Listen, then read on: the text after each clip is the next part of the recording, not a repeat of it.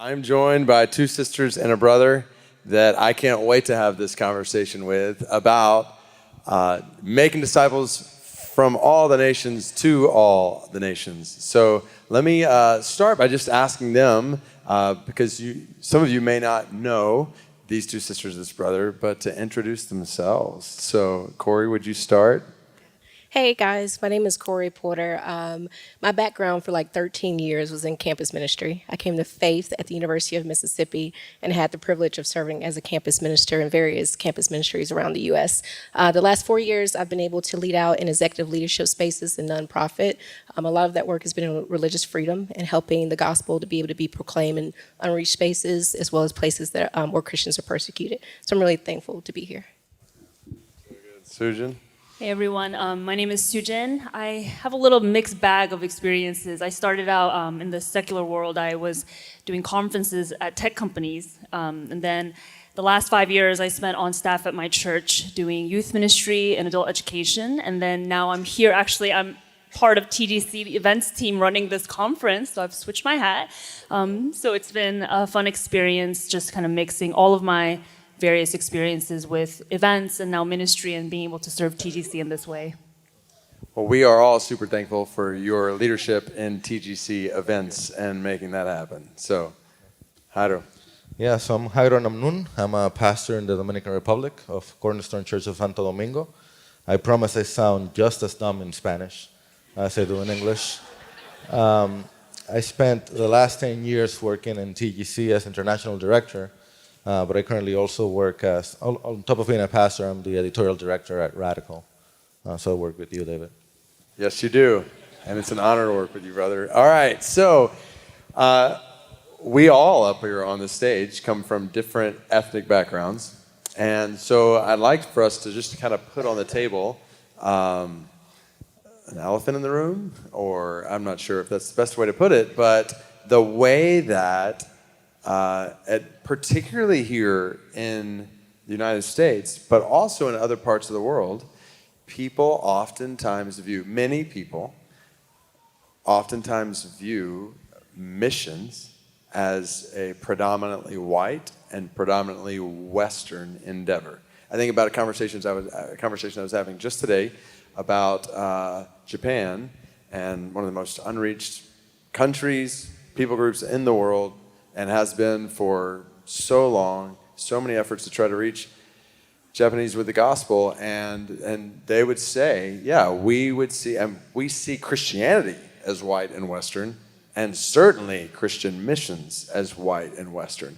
How have you seen that play out? Or have you seen that in your own ethnic background? And how have you seen that be really unhelpful? So I'll let any one of you dive into that first. Yeah, when I was in undergrad, I do think that was the strong narrative. I came to faith around 18, right before my freshman year. And so I got heavily involved with my campus ministry. And my senior year, I had just did like this social impact movement on campus. And I felt like I labored and labored and labored for racial reconciliation. But what I didn't see people go to was the gospel. And so I was like, God, I really want to have social impact, but I want your name to be made great in the process. And so when I was looking to see what to get involved in, it was the fall of my senior year. I looked on a map and there was Cambodia. And I kind of stumbled across the unreached in that sense. They have less than 2%. And so I spent the fall of my senior year spreading the gospel, having conversations about Christ in that area. They knew Justin Bieber, but they didn't know Christ. And so it was interesting to see that as an African American when I went to my church and tried to get funds. It was this thing about missions where they weren't quite sure what I was doing and why I would go international. Now, that's not to say that the African American church doesn't have a rich tradition in reaching out and to spreading the gospel, but I do think that the narrative has been so strongly biased toward one position that what we lose is that other minorities may not consider the possibility of them making impact in that space. Just a real quick follow-up on that, Kari. Like, would you say even your own experience, as you, have been in a variety of Christian circles, received biblical training, that narrative that it's predominantly white or Western has been reinforced in ways that maybe even have, you've at times just not been told all the rich history that there is in the African American tradition along these lines. Yeah, and that's unfortunate. So my first master's attempt was at Reformed Theological Seminary in Jackson, Mississippi, an amazing institution, men and women at the heart of God. And then I finished out at Princeton Theological with my master's in religion and society. But at both institutions, I don't believe that narrative of minority engagement in missions was highlighted. But I was mentored well by a woman named Karen Ellis. She is phenomenal. Her background and her research is heavily in the space of minority involvement in missions. And what Karen highlights is the rich traditions of people throughout the history of minorities' involvement. And so I do think what happens is that we have to be intentional about resourcing ourselves because the narrative will not necessarily approach us. So we have to go find the more rich narratives that are out there. Very good. Well, Yeah. you were asking, David, how is it unhelpful? And I can think of at least a couple of things. We worked a couple of months ago. I spent some time talking to a Venezuelan, a pastor, missionary that's hidden in Iran doing work. And he's very welcome in Iran because he's from Venezuela. And so he can do a lot of work there because he's from Venezuela. If he was an American, there's no way he could get in. But he's doing work there. He's very welcoming. We did a series of documentaries in Iran because the guys who went in and did the shooting and were the tourists in there were not Americans. So I immediately think how helpful it is to have other people who are not white Americans go and start doing that work that allows you to do new things that just because of the way the world works right now in 2023, it's simply impossible. But more importantly, the thing I think of is I know a young girl in my church, it's a church plant that has grown too fast, unexplainably so. I think of this young girl and how excited she is that she's being trained to go to the mission field. And I think if we keep up with that myth that became folklore, that became the narrative that's become the truth for many, that only some from one specific country can go out to others, she would be robbed of the joy of being trained and actually going out and preaching the gospel to others. And that's robbing God's glory. I think one of the things we talk about a lot, radical-wise, is we want to help reached mission fields see themselves as mission forces to the unreached. And I just think about all of the brothers and sisters in Christ across Latin America who, yes, there are open doors for the spread of the gospel to the nations that are uniquely open doors that we would be missing out on if we're not seeing, or if we're in any way feeding that narrative and not cultivating a counter narrative. So, Soojin, what would you add? Yeah, I mean, I think just bouncing off of what everyone has shared, I think it's just a natural tendency for people to stick to their lane, right? So, especially in America, I feel like we're so America-centric. So we focus a lot about what are we doing in America, and we talked a little bit about this, how if you have that mentality, then I think there's biases that go in all sorts of directions, right? I think there's the bias to think, well, we're American and missions is our kind of thing, and so we're going to go out and do missions, not considering, well, there's other nations sending people, and they have strengths that we don't have, and so how do we work with them? And so we go, and instead of filling our weaknesses with other strengths, we're kind of fractured in that way, right? And I think it leaves sometimes when I think about it, it's frustrating when you think about all the potential chemistry there could be in global missions right now if the nations were to work with one another. And then I also think of just in a national scale, I think even within America, we don't even know what other communities are doing outside of our own communities. Like, I think about, do I even know what the Spanish-speaking Hispanic churches in my area are doing to reach other Spanish speakers in my area? I don't. And that's partially on me. That's on me for not taking the time to learn about that. But I also think, even in America, so much of what's represented and so much of what's being projected, it is monoethnic in some way. A lot of the leadership is represented by a particular type of person, or a lot of the movements are being led by particular people. And so a lot of the just conversation around that, or the narrative, is being portrayed a certain way. And so even within America, I think there's so much being done in different communities, but we're just not communicating with each other. We're not seeing that. And so even within America, even as an ethnic minority, I think we can often feel that missions, it can be driven by like a white Western culture. That's, I hope, well, I hope that as we're listening to this, it's just super obvious in a sense to us. This narrative is, well, one, it's not true that the spread of the gospel in the world has been white and Western. It's just not true. The nations have been going to the nations. And two, it's extremely unhelpful.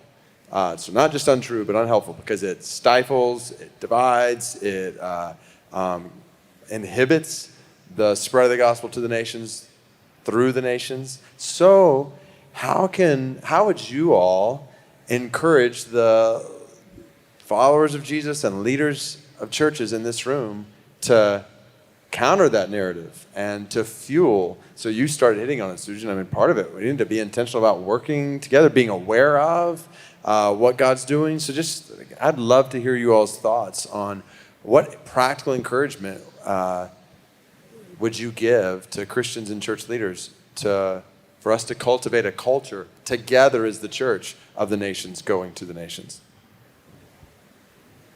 Want me to start? Well, first, I want to thank you for doing it. I'm a first-generation Christian, but the person who preached the gospel to me heard it from an American that came to our country right after we had a tyranny. We had a tyrant there, we had a dictator, and an American missionary came in and preached the gospel in the middle of all of that when it was completely prohibited. So I thank you for doing that. I do thank all the American missionaries that have gone out and keep hearing those stories. I don't really know any white American that's living a healthy Christian life that's not close to what's going on all around the world. Dr. Piper said it. Ken and JD also said it as well. When you're passionate for Christ, you kind of want to know what's going on around the world as well. Because we don't serve a tribal God, we serve a sovereign God above all. So if you can listen to the stories, if you're already supporting a missionary, you can go and tell him to, please tell me the story of what's going on. That's incredibly encouraging. Please listen to them and reach out to those that are already going out. Something that's really been helpful to me in our church. I have somebody and he's listening to this, somebody in our church that always, it's always reminding me in a very nice way, edifying way, never on the Sunday afternoon or a Monday morning.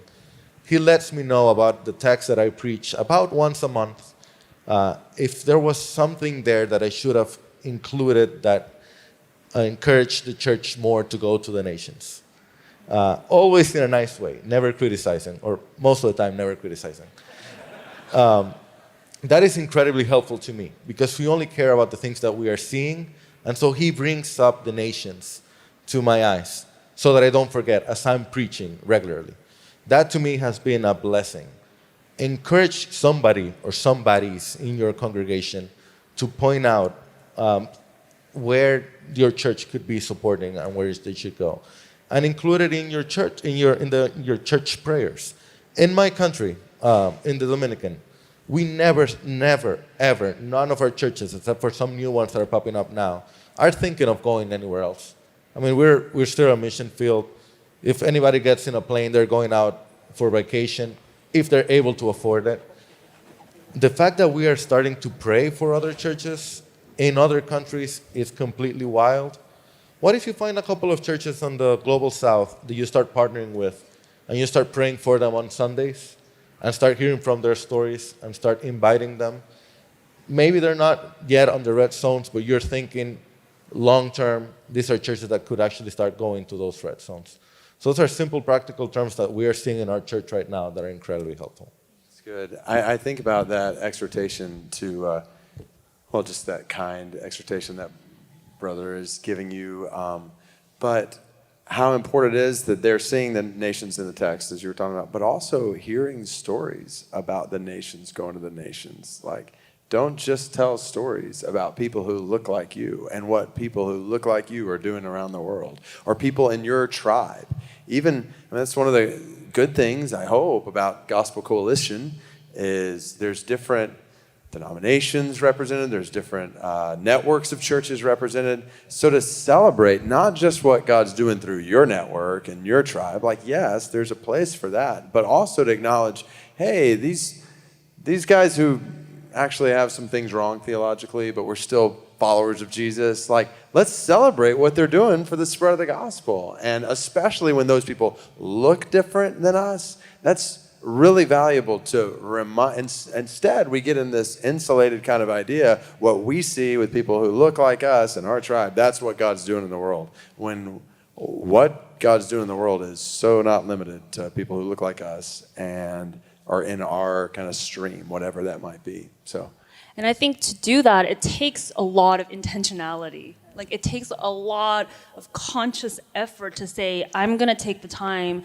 to go out and find information and learn about them. And actually, Jairo was just telling me how he was doing some research about the missionaries in Korea, and South Korea is a huge sending nation, but it was so hard for him because a lot of it is in native Korean, and a lot of it is not translated. And so that means English speakers aren't looking for it in some ways, right? And so I think it takes that effort and intentionality, but I also think the beautiful thing about America is that the nations are here.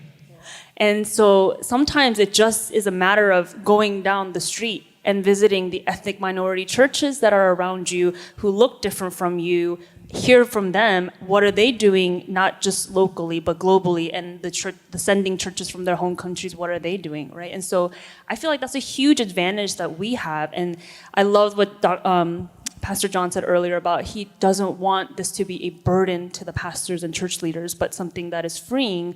And I feel like in that way, it could feel like a burden. It could feel like a weight. If we're sitting up here saying, like, you got to learn about the history of world missions from every country. But it really just starts with, hey, I'm just going to get to know this church on my side of town where their congregation looks and sounds different from us, and start there. So I feel like it can start small. I love that. Soojin, that's just so wise. It's just so much wisdom. The word that you said about intentionality. I mean, even the fact, David, that you would think to make a minority panel, to have this discussion, to highlight the gap. So what is missing, and when we don't enter into other culture stories, is we miss out on the redemptive nature of God and what he's doing. We don't get to rejoice. That's simply put, you don't get to know what God has done. We'll know in the heavens and earth, and when we get to be rejoined with him, and we see the saints of all nations praising him in tongues, and it's going to be beautiful, no doubt. But we don't get to rejoice on this side of glory. And so missing out on that is a real deficit. But that intentionality, I think, is important. I think even your attention right now, I mean, Piper went, and who doesn't love Piper? And then J.D. Greer and my other brother, they go. But to be here at this panel, to listen in to our voices and to be informed really does mean a lot. And lastly, Soojin, I just think it was just a practical explanation, was the partnership. You know, the most segregated hour still is that church hour on Sunday.